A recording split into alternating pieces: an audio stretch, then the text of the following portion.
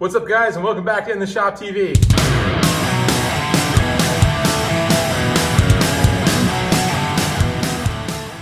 If you guys have been following the channel, last episode we took our cab off and mounted it off to the side. The reason we did that is we gotta start getting our frame prepped for fuel and brake lines and electric and all that. We gotta get painted. After that, we're gonna get harness on the engine and hopefully get this thing wired up and fired. But when we took the cab off, we uncovered some problems that we're gonna deal with today. A couple months ago, a company called Arccaptain reached out to us and they sent us a MIG welder called the MIG200 that we've been using a bit here in the shop.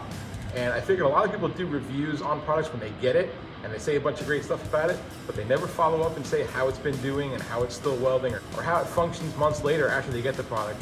That's what we're gonna do today. It's gonna be a twofold video. We're gonna review that product after we've been using it for a few months, and we're gonna use it again today in this project. What we've gotta do today is deal with that middle cross member right there. It was concealed by the cab the whole time, but when we got our engine mounted and our rear end in place, I noticed that our drive shaft is not going to clear, or it's only clearing that cross member by about 3/8 of an inch. Now we built a new cross member here in the rear, and that gives us plenty of clearance for our axle flange right there. I'd say probably 4 or 5 inches. And meanwhile, we only have about 5 inches of total suspension travel in the rear, so that's going to clear just fine. But just having 3/8 here, even though we don't have much flex in the drive shaft close to the transmission, it will move a little bit, and only having 3/8 of an inch does not make me comfortable at all. Now, being that is the center cross member, it is a very important piece structurally in this build. It holds the center of the frame together. It's also going to kind of be where my butt is in the cab, so I'm not the smallest guy in the world, so that's going to be really important to me. We got to weld this up good. We got to make sure this is nice and structurally sound, because this is kind of an important piece of this build in my opinion. So here's my initial plan. There's this leftover piece of 2x4 tubing that we used when we did our step notches. We also cut out a flat portion of it here to make 2 squares when we welded up the rear cross member to make mounting plates for the insides of the frame, which leaves us with this open part here, which I think we're going to be able to repurpose as a drive shaft hoop or loop, however you want to call it, to weld into this cross member to make it an integral part of the cross member and create clearance for this drive shaft. Here's the MIG200 from Arccaptain that I was just talking about. We're going to be using some 030 gauge wire today, and here's a really cool feature of this machine that I've not seen in any other machine, which I forgot to point out during my initial review. It's got a light in here, which is really kind of neat, especially because a lot of times, as in the case with my last welder, is it's in a cart that's under a top, or it's under a welding bench that has a top on it. It gets kind of dark when you change a wire and you can't see inside there. Like I said, this is about, 2 or 3 months since I've had this machine now. It's a 6-in-1 multi-process welder. 6-in-1 meaning it does MIG, it does TIG, it does stick, it does aluminum with the spool gun. It has a really cool spot weld feature, which I talked about in another video before, where I welded up some exhaust tubing for a friend. Quite a bit of features packed in a very small priced package, which I think is going to be really appealing to a lot of people. Go on over to MIG. We'll change our wire over to 0.8. We're going to keep on mix. We're using 7525 MIG gas today, so we'll stay on mix. This setting right here is 2T, 4T, and spot, meaning 2T where it's at right now, every time you press the trigger and let go, you get weld. 4T, you press the trigger, and it keeps welding until you press it again. And spot is that feature I was just talking about before, where it sets a predetermined amount of weld puddle and wire to come out at a time. But we're going to go back to 2T, where we want to be. This is an inductance control, and I find that by raising the inductance a little bit, I get a more wet puddle, which means it lays down a little bit better. And I seem to be enjoying having this turned up just a little bit. They have a synergistic mode right here, which means you can kind of fine tune your settings and really dial into where you want to be. Something to note on these machines is that the setting is in metric, not in imperial.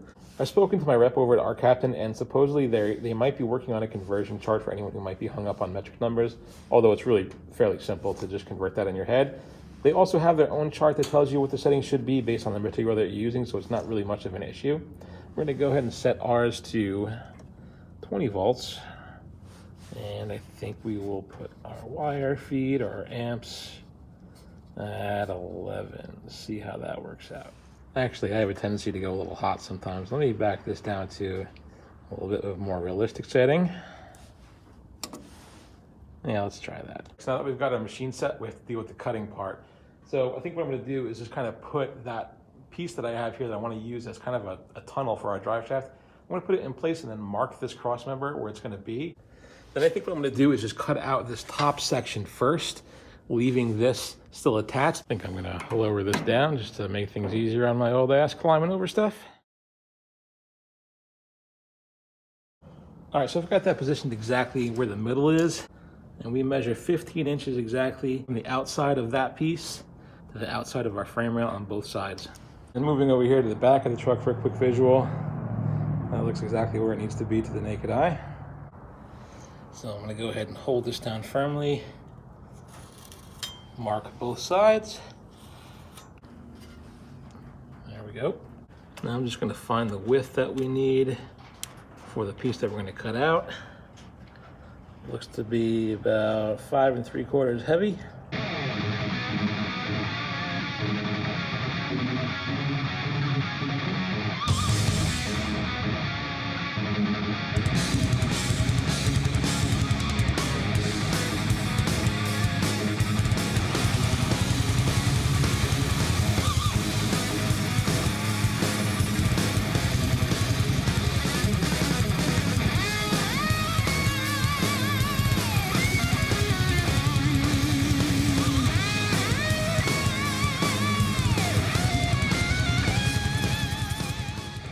All right, so the only thing is, unfortunately, I have these little ridges left over here from when I cut the square pieces out for a different project.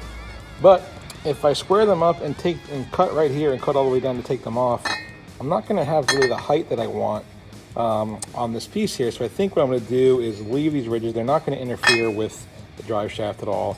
And just see if I can get them cleaned up a little bit and smoothed out.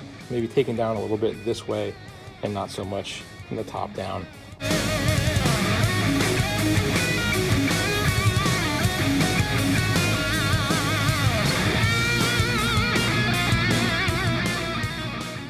All right, so here's our piece all prepped, and we hit it with the grinder to clean all the mill scale off, get it ready for welding, make it nice and smooth so when we paint it, it won't look terrible. Now that we've got our piece made and our cross member marked, what I want to do is go ahead and see if I can get this transmission, a little bit of the engine covered up, and also some of our nice new rear end and four link covered up, just so that when I'm cutting, I'm not flinging hot metal and sparks and all that silica dust all over everything that's nice and new.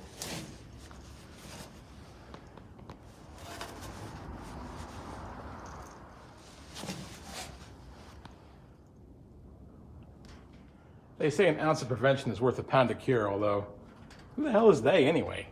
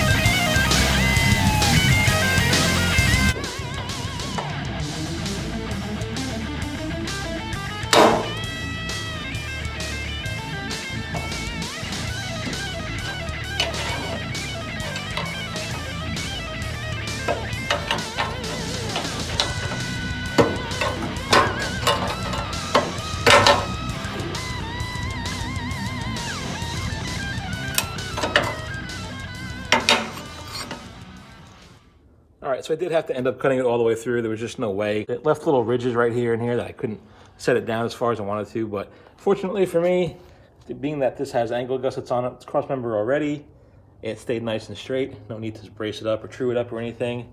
It's nice and level. And then I did go ahead and measure the frame from side to side, and the frame didn't expand or anything like that, so this stayed perfectly straight. We got lucky.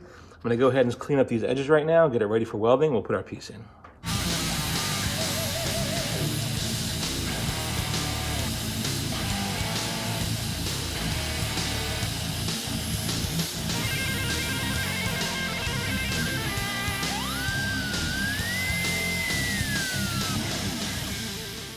All right, so we got a pretty good fit up. I've got it held in place with some magnets on both sides.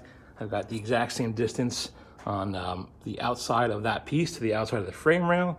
And we are dead level across the top with that piece of flat stock that we have right there. Just making sure we're all dead on, and I think we'll get some tacks on this and start welding.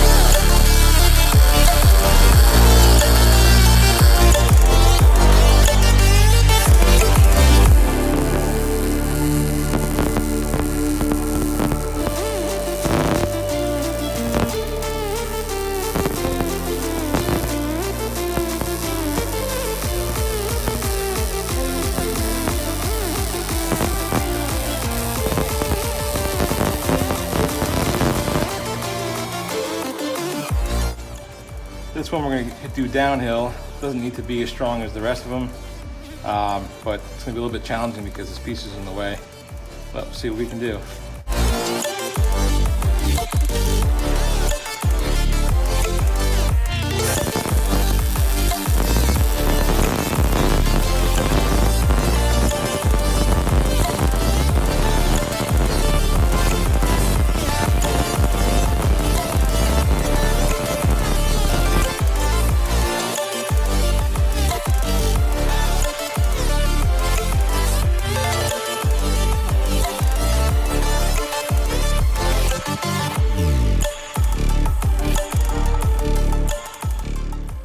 Well, as you guys can see by the heat affected zone, we got pretty good penetration all around.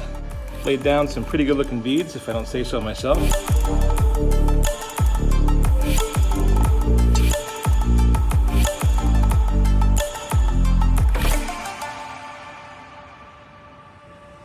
All right, so it looks like we went from having approximately 3/8 of an inch to, oh, I don't know, just about 3-inch clearance, maybe 2 3/4 inch. All right, so it's the next day. I actually just propped up that level with 2 pieces of wood, exactly where it's gonna come out of the output shaft and where it's gonna mate to the differential. And at the back of it, there's a little bit less than 2.5. So you gotta remember, I have 2.5 inches total downward suspension travel in the rear. And at the rear of the transmission, we don't have hardly any pivot. So by the time that translates to 2.5 all the way at the rear, I think we're gonna be more than fine. It's totally enough clearance for that drive shaft. To illustrate better what I mean, I'm gonna go ahead and press really hard on the rear cross member. And as you guys can see, the whole frame moves with it, but the engine is in the frame also, and I'm probably getting less than 1/4 inch movement right there at that cross member. So way sufficient for what we need. What needs to happen now is I got to get this vehicle up in the air and weld the underside of that piece that we just got in there. Yes, it's completely solid and welded and sturdy now, but if you leave the bottom seams unwelded, it's just a point for water and moisture to get in there and start rusting things out. Even though it's going to be painted and all that, you want to weld the underside of it also. Before I get this thing up in the air and finish it off, I want to talk a little bit about this machine.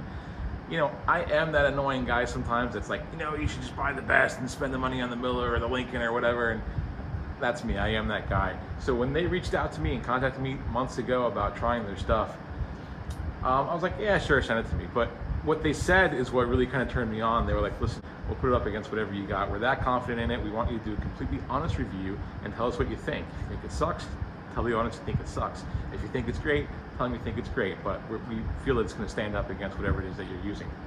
So I was like, all right, that's kind of a ballsy fucking statement, but send it on over, we'll try it out. I tried it, I was initially impressed, and then, you know, I figured a 2-month review after I've been using it for a little bit. You always see people just make, you know, an initial review video when they get something, and then you don't hear anything else about it. If it failed, if it doesn't work, if it sucks, if it's starting to crap out, you never know. So I wanted to revisit this welding machine and talk about it a little bit. It welds every bit as good as my Miller machine. It welds every bit as good as my prime weld machine. There's another thing about this machine that I'm not really good at articulating exactly what I mean in words. You kind of have to feel it for yourself. But it just welds really easy, if that makes any sense to you. I mean, I don't know, I can't explain it. It's lightweight, the torch is lightweight, it's very ergonomic, it fits in your hand. The torch lead and all that is not real stiff, it moves around nice and easy for getting in tight spaces. You push the trigger, as long as you got it where you need to be and you're using the right size wire, it just lays down a really nice bead. I just don't have any problems with it, man. It just welds really nice, and now I find myself just reaching for it instead of reaching for other things, and I think that says a lot about a machine that does all these processes for $399. They are not paying me to say this to you guys. They're not. Also, I don't really care. If I thought this machine was terrible, I'd be like, guys, don't buy it, it's terrible. But I don't think that. I think it's a really good machine. They made a believer out of me. I was like, yeah, sure, send me your cheap little welding machine and I'll put it up against my Miller and my Prime Weld, and we'll see what really happens. And I was impressed, to be honest with you. It really does what it's supposed to do, and I have no issues with it whatsoever. And last but not least, if you guys have seen my other videos where this has made an appearance in it, the spot weld feature, I know I sound like a broken record, but man, if you're doing automotive, especially body work and stuff like that, the spot weld feature is really awesome, and a machine that's always on sale for $399. I mean, if you gotta do body work, if you've ever done body work or thin sheet metal stuff where you've gotta grind down all your tacks, the spot weld feature leaves the same exact tack every single time you pull that trigger. The same weld profile, the same height. So if you can imagine, when you're grinding down tacks and one is higher than another, you have to spend a lot more time on that higher tack grinding it down, and no matter how good you are at that type of stuff, you're gonna start grinding some of the parent metal around it. So when you have all of your tacks the same exact profile, you're spending much less time grinding them all down flat and uniform, and you're spending much less time hitting up that metal around it and wearing that thin stuff down and putting heat into it and risking warpage. So game changer for automotive, in my opinion. If you guys are interested in this machine, I have links in my description where you can get a discount on it, and if you use my link, I make a couple bucks every time you guys purchase one. So don't worry, I'm not getting rich and buying a yacht off it, but it's a couple bucks here and there. It doesn't hurt, and I'd really appreciate if you use it. And Arccaptain, I'm sure, would really appreciate the business, and I feel confident recommending it to you guys because I've been using it here for 2 months now, and I love it. I'm gonna finish this up. I'm gonna get this thing up in the air so I can get underneath it. Remember, we have a giveaway going on with Arccaptain. There's a couple days left. Today is what, the 19th or 18th of December? I don't even know what day it is. Christmas Eve, we're doing a drawing. 2 auto darkening helmets courtesy of Arccaptain. So that's 2 winners, guys. All you have to do is be subscribed to this channel, and in the video where we ran power to our lift, you have to go on that video and comment that you want to be entered to win. That's it. That's all you have to do. Be subscribed and comment on that video, and on December 24th, Christmas Eve, we're going to either go live, we're going to do a short, or maybe a full-length video, I don't know, but it'll be on this channel. We're going to announce 2 winners of those auto darkening helmets. Don't miss out, guys. Get in on that. Guys, I want to thank you all for watching. I want to thank Arccaptain for giving me the opportunity to even review this and try it and use it in my shop. I really appreciate you guys. Appreciate each and every one of you guys for watching, and I'll catch you in the next video.